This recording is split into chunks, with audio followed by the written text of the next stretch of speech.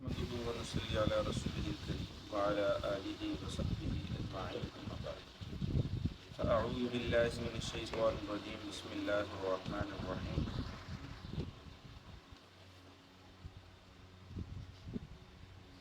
وكتبنا له في الألواح من كل شيء موعظة وتفصيلا لكل شيء،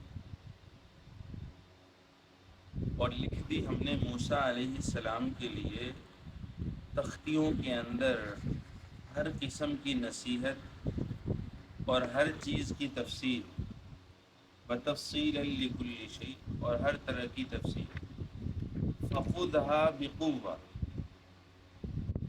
اور ہم نے کہا کہ آپ اس کو مضبوطی کے ساتھ تھام لیں، مضبوطی سے پکڑ لیں، وَأْمُرْ قَوْمَكَ، اور اپنی قوم کو حکم دیں، يَأْخُذُوا بِأَحْسَنِهَا، کہ وہ بھی اس کی اچھی باتوں کو حاصل کر لیں، سَأُرِيكُمْ دَارَ الْفَاسِقِينَ، ان قریب میں نافرمانوں کو، فاسقوں کو ان کا گھر دکھلا دوں گا، سَأَصْرِفُ عَنْ آيَاتِيَ الَّذِينَ يَتَكَبَّرُونَ فِي الْأَرْضِ بِغَيْرِ الْحَقِّ، فرمایا کہ میں عن قریب اپنی آیتوں سے پھیر دوں گا ان لوگوں کو جو تکبر کرتے ہیں، فی الارض، زمین کے اندر، بغیر الحق، ناحق قسم کا، جو ناحق تکبر کرتے ہیں، ان قریب میں ان کو اپنی آیات سے موڑ دوں گا، پھیر دوں گا۔ وَإِن يَرَوْا كُلَّ آیَةٍ لَا يُؤْمِنُوا بِهَا، فرمایا کہ اگر وہ دیکھیں تمام کی تمام نشانیاں تو پھر بھی ان پر ایمان نہیں لائیں گے۔ وَإِن يَرَوْا سَبِيلَ الرُّشْدِ لَا يَتَّخِذُوهُ سَبِيلًا، اور اگر وہ ہدایت کے راستے کو دیکھیں تو پھر بھی راستہ اپنے لیے نہیں بنائیں گے۔ وَإِن يَرَوْا سَبِيلَ الْغَيِّ يَتَّخِذُوهُ سَبِيلًا، اور اگر وہ گمراہی کے راستے کو دیکھیں تو وہ راستہ اختیار کر لیں، وہ راستہ اختیار کر لیں۔ ذَلِكَ بِأَنَّهُمْ، یہ اس وجہ سے، كَذَّبُوا بِآيَاتِنَا، کہ انہوں نے ہماری آیات کو جھٹلا دیا، وَكَانُوا عَنْهَا غَافِلِينَ، اور وہ ان آیات سے غفلت برتنے والے ہو گئے۔ والذین کذبوا بآیاتنا، اور وہ لوگ جنہوں نے ہماری آیات کو جھٹلا دیا، بلقاء الآخرۃ، اور آخرت کے دن کی ملاقات کو جھٹلا دیا، حبطت اعمالہم، ان کے اعمال ضائع ہو گئے، ان کے اعمال غارت ہو گئے۔ هل یجزون الا ما كانوا یعملون، فرمایا کہ ان کے اعمال کا انہیں بدلہ نہیں دیا جائے گا مگر اسی کا جو وہ عمل کیا کرتے تھے، مگر اسی چیز کا جو وہ عمل کیا کرتے تھے۔ معزز سامعین، گزشتہ آیات طیبات میں اللہ تعالیٰ نے سیدنا موسیٰ علیہ السلام سے اللہ نے جو وعدہ کیا، اس وعدے کے مطابق حضرت موسیٰ علیہ السلام طور پر تشریف لے گئے۔ وہاں پر کتنے دن کا اعتکاف فرمایا؟ 40 دن کا اعتکاف فرمایا، جس کے نتیجے میں اللہ نے 2 اعزاز عطا فرمائے۔ پہلا اعزاز ہم کلامی کا، اور دوسرا اعزاز اپنی کتاب سے مشرف فرمایا۔ معزز سامعین، حضرت موسیٰ علیہ السلام کو جب ہم کلامی کا اللہ تعالیٰ نے شرف بخشا تو دل کے اندر شوق مزید بڑھا، اشتیاق کے اندر اضافہ ہوا، تمناؤں کے اندر مزید بڑھوتری آئی، تو رہ نہ سکے، اللہ تعالیٰ کو دیکھنے کی تمنا کر دی، درخواست فرما دی کہ میں آپ کو دیکھنا چاہتا ہوں، آپ مجھے اپنا دیدار کروا دیجیے۔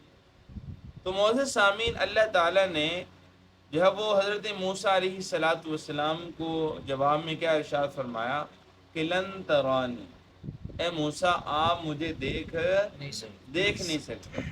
اور میں نے آپ کے سامنے عرض کیا تھا کہ اس مادی جہان میں رؤیت باری تعالی یہ کسی کے لیے بھی ممکن نہیں.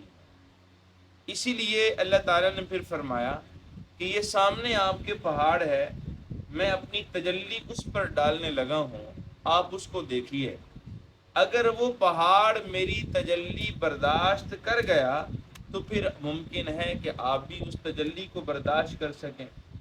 تو جب تجلی پہاڑ پر ڈالی تو وہ پہاڑ بالکل ریزہ ریزہ ہو گیا اور حضرت موسیٰ علیہ السلام بھی بے ہوش ہو گئے. اور جب ہوش میں آئے تو اللہ تعالیٰ سے کیا فرمایا؟ سبحانک انی تبت الیک وانا اول المؤمنین، کہ میں نے جو کہا وہ میں نے اپنی لا علمی کی وجہ سے کہا. آپ کی ذات ہر قسم کے عیب سے پاک ہے، آپ ہی برحق فرما رہے تھے. اور فرمایا کہ سب سے پہلے میں ہی آپ کی بات پر یقین رکھنے والا ہوں.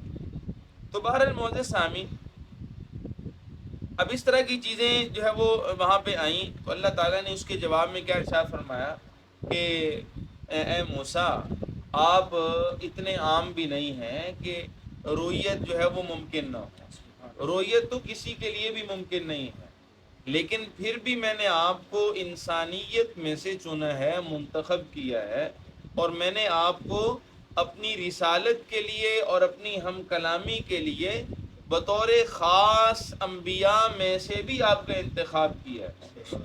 اور معزز سامعین، اب اللہ نے کیا فرمایا؟ فَخُذْ مَا آتَيْتُكَ وَكُن مِّنَ الشَّاكِرِينَ.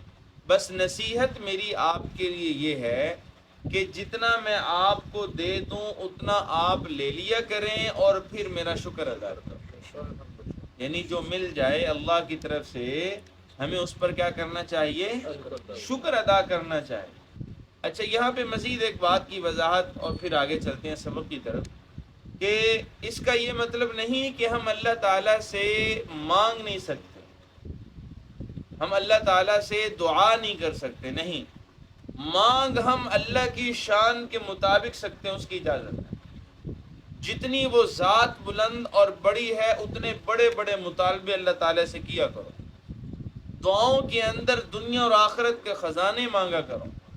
دنیا اور آخرت کی نعمتیں ہم مانگ سکتے ہیں، دنیا اور آخرت کے فضل اللہ تعالیٰ سے مانگ سکتے ہیں. اور بھائی اگر مقدر میں ہوگا تو مل جائے گا، وگرنہ ذخیرہ تو ہو ہی جائے گا. اور ویسے بھی اللہ تعالیٰ نے دعائیں کرنے کا حکم ارشاد فرمایا، اور دعا صرف مانگنے کا حکم نہیں دیا بلکہ قبول کرنے کا بھی وعدہ فرمایا. اور پھر ساتھ اللہ نے فرمایا کہ جو دعائیں نہیں کرتے ہم ان سے ناراض ہوتے ہیں. ان الذین یستکبرون عن عبادتی سیدخلون جہنم داخرین. ہم ان قریب ایسے متکبرین کو جو دعائیں کرنے سے جو ہے وہ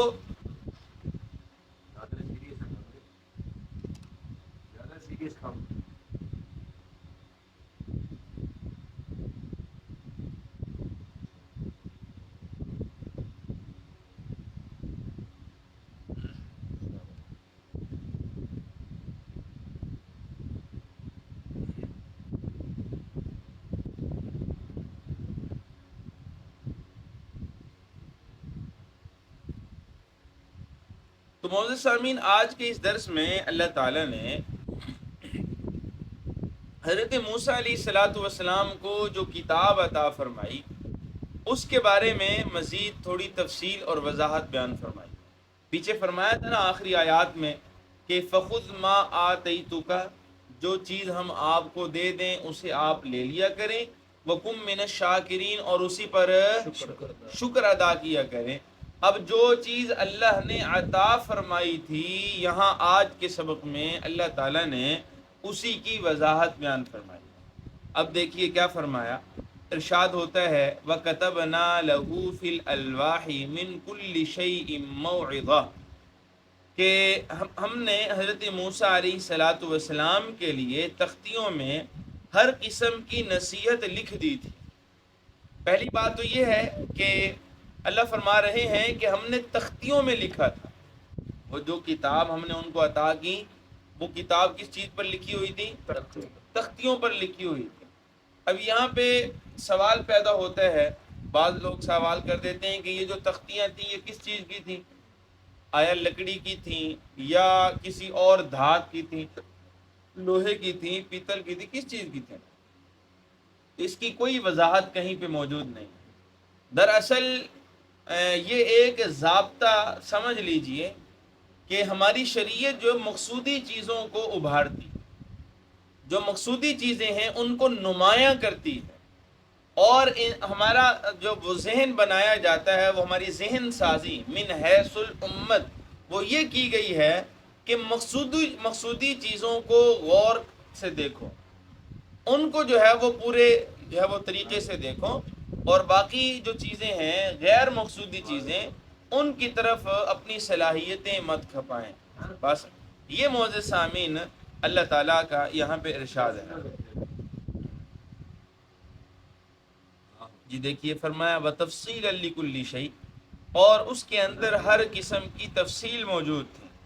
تو یہاں پر تفصیل سے مراد بھائی جو ہے وہ جزیات نہیں ہیں بلکہ اصول اور ضابطے ہیں۔ یہاں سے کیا مراد ہے؟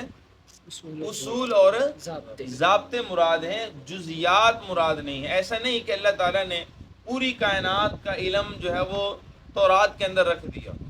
حضرت عبداللہ ابن عباس رضی اللہ تعالیٰ عنہ فرماتے ہیں کہ اس سے مراد ہر طرح کے حلال و حرام اور جائز ناجائز کا علم ہے۔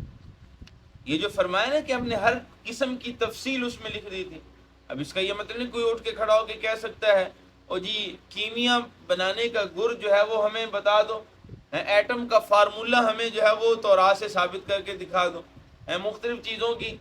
دیکھیں دنیا کے اندر تو ترقیات اور جدتیں آتی رہتی ہیں نا، تو اس تفصیل سے مراد یہ تفصیلات نہیں تھیں بلکہ حلال و حرام اور جائز ناجائز کی مکمل تفصیلات جو ہے وہ اس کے اندر موجود تھی۔ اب فرمایا فَخُذْهَا بِقُوَّةٍ، اس کو مضبوطی سے تھام لو۔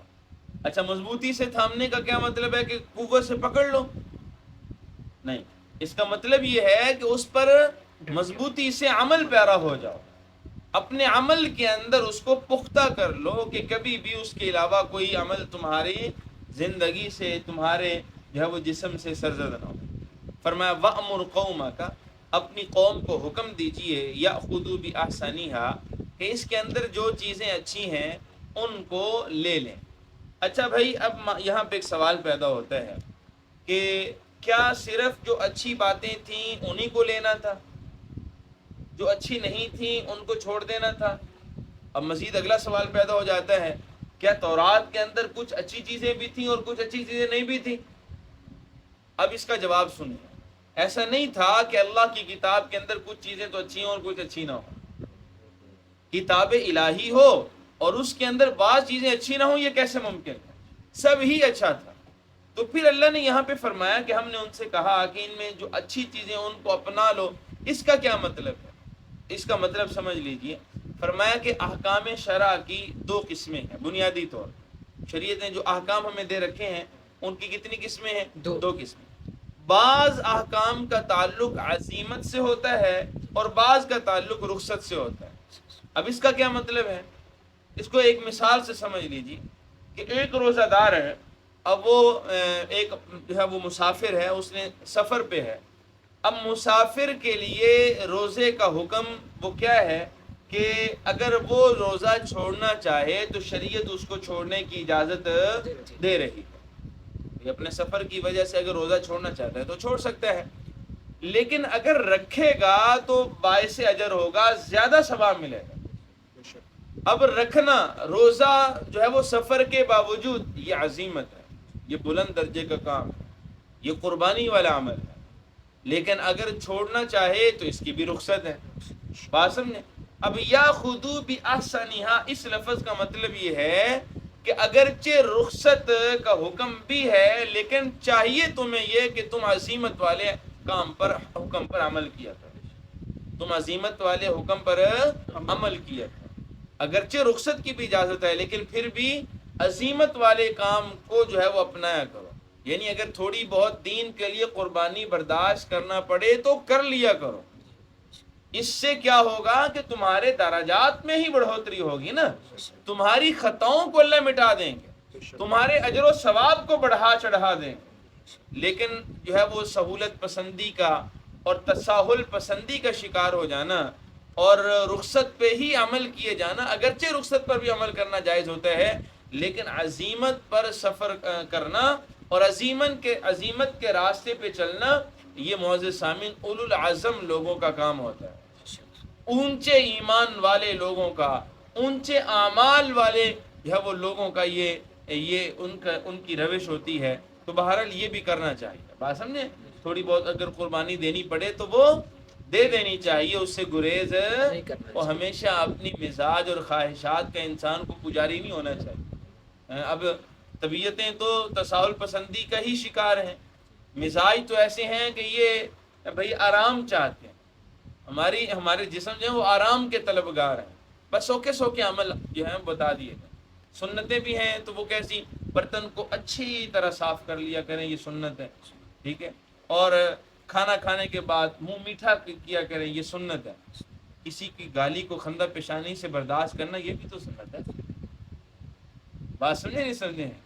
تو اس طرح کی جو سنتیں ہیں, بڑوں کی جو ہے وہ بات کو سہنا, برداشت کرنا, اور پھر اس کو خندہ پیشانی سے بلکہ دل سے ان کا احترام کرنا اور ذرا برابر کمی نہ کرنا, یہ بھی تو سنت ہے. بچوں پر ان کی تنگی کے باوجود ان پر دست شفقت رکھنا, رحمت والا معاملہ کرنا, پڑوسیوں کے حق ادا کرنا, کمزوروں کی بوجھ کو جو ہے وہ شیئر کر لینا, تقسیم کر لینا, یہ بھی تو سنت ہے. بات سمجھیں. اور جو محروم کرتے ہیں ان کو عطا کرنا بھی تو سنت ہے. جو ٹھوکریں مارتے ہیں, دھتکارتے ہیں, ان کو سینے سے لگانا بھی تو کیا ہے بھائی, سنت ہے. تو اس طرح کی سنتوں پر بھی عمل ہونا چاہیے یا نہیں ہونا چاہیے؟ جی. تو بہرحال فرمایا کہ یا خذو باحسنھا, اس کی جو اچھی چیزیں ہیں وہ کیا کر لیں, لے لیں. تو اچھی چیزوں سے کیا مراد ہے, یعنی عزیمت والے راستے پر چلنے کی کوشش کیا کرو.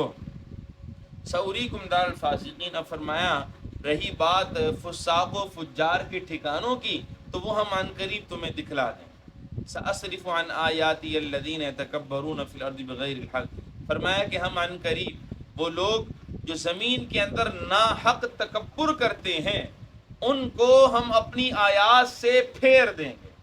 اچھا, زمین میں ناحق تکبر کا کہا, کیا حق کبر بھی ہے, حق قسم کا تکبر بھی ہے؟ نہیں بھائی, انسان کے لیے تکبر ہے ہی ناحق.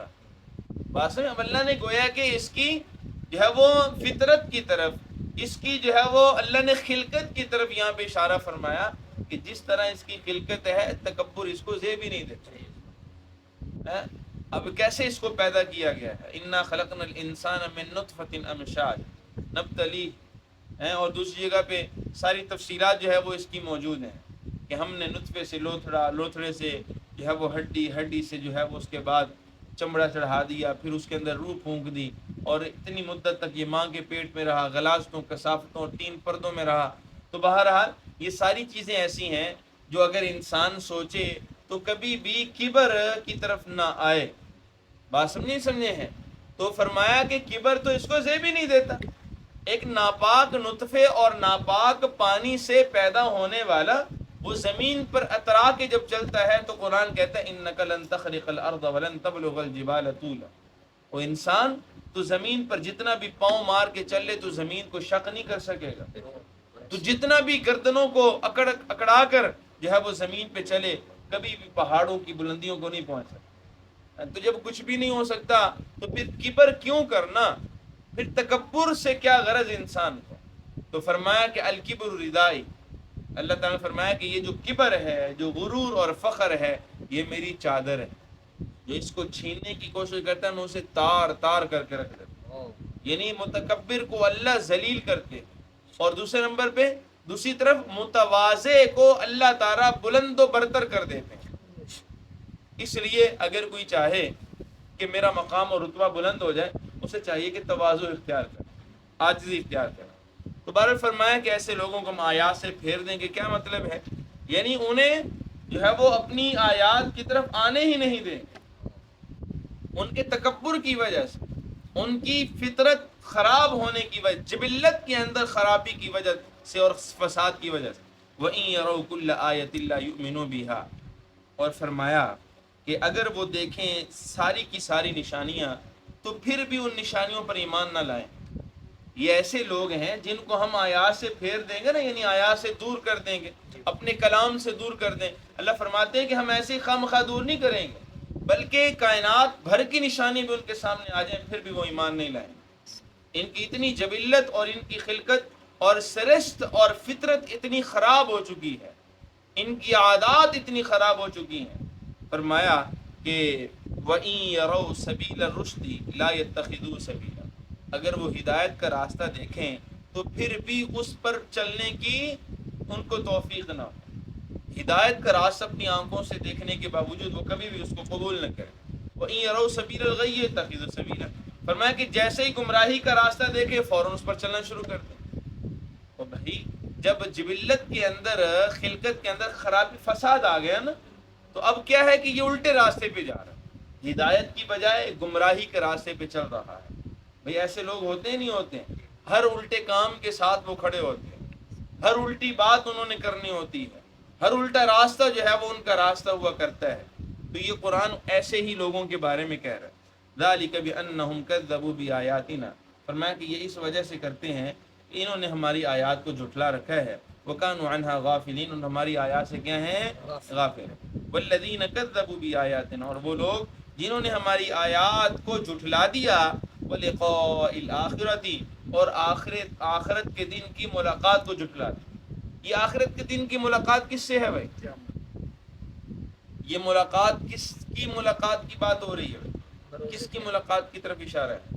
روزے قیامت، ہاں جی، روزے قیامت جو مطلب کے سامنے ہمیں پیش ہے، ہاں جی؟ روزے قیامت میں اپنے سامنے اللہ پاک نے آپ پیش ہے۔ ہاں، انسانیت جو خالق کے سامنے پیش ہوگی، میں اور آپ جب اللہ کا سامنا کریں گے تو اس کی بات ہو رہی ہے۔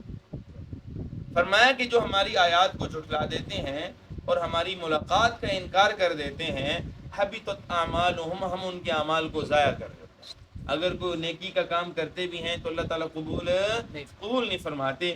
هل یجزون الا ما كانوا يعملون، فرمایا کہ ایسے لوگوں کو کوئی بدلہ نہیں دیا جائے گا مگر اسی چیز کا جو وہ کرتے ہیں، یعنی جیسے انہوں نے عمل کیے تو اللہ تعالیٰ بدلہ بھی ان کو ایسا نہیں ہو سکتا کہ دنیا کے اندر تو یہ اللہ کا انکار کرتے رہے، آخرت کا انکار کرتے رہے، اللہ کی ملاقات کا انکار کرتے رہے، اور کل قیامت کے دن اللہ تعالیٰ ان کو جو ہے وہ جنتیں عطا فرما دے۔ جو کام ہوگا، جو عمل لایا جائے گا، اسی کے مطابق اللہ تعالیٰ جزا دے۔ اگر کوئی نیک اعمال لے کے آئے گا تو بدلہ بھی اس کو نیک ملے گا، بدلہ بھی اچھا ملے گا۔ اگر کوئی اعمال بد کے ساتھ آئے گا تو اس کو بدلہ بھی اسی طرح ہی ملے گا۔